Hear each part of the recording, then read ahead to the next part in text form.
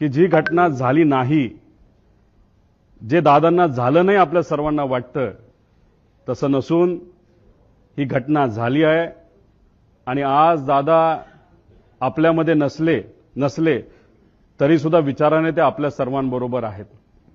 ते हे एक प्रेझेंटेशन इथं मी तुमच्या सर्वांसाठी केलेलं आहे।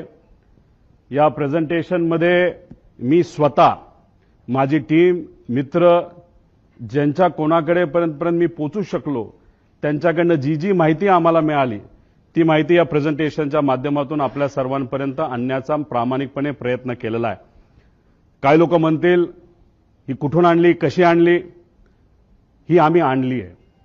अजितदादांच्या प्रेमापोटी ही माहिती आम्ही गोळा केलेली आहे।